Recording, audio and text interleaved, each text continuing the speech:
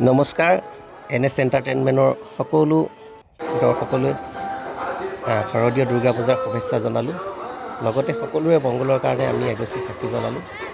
আৰু আহকচোন আমি সকলোৱে কামপুৰৰ দুৰ্গা পূজাসমূহ কেনে হৈছে, কেনেকৈ পাতিছে চাবলৈ যাওঁ।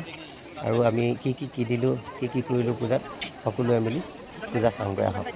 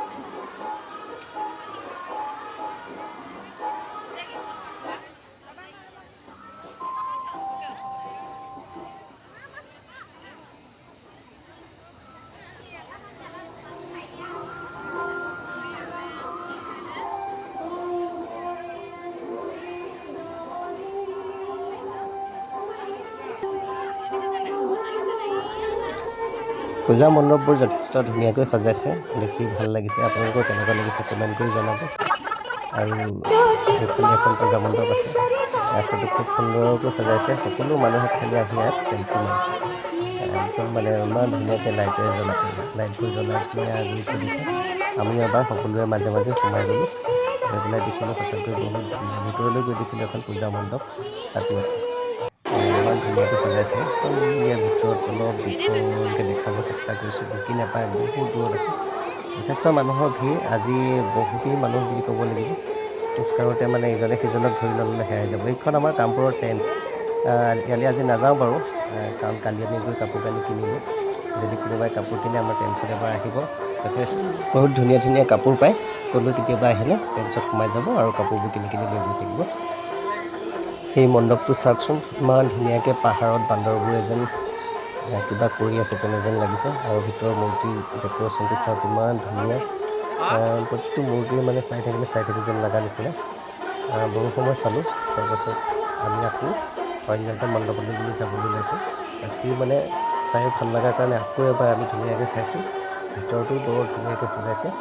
আৰু মানুহবোৰ মানে এই মণ্ডপটোৰ ওচৰত মানুহৰ যথেষ্ট ভিৰ। সকলোৱে মানে ইয়াতে আহি পেলাই ফটো আৰু চেল্ফি ভিডিঅ' বনোৱাত ব্যস্ততা হৈ আছে।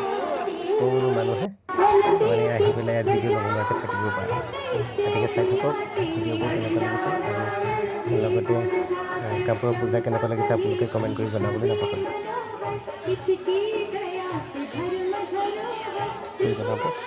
পূজাখন চাই কেনেকুৱা পালে আপোনালোকে সেইটোও জনাব।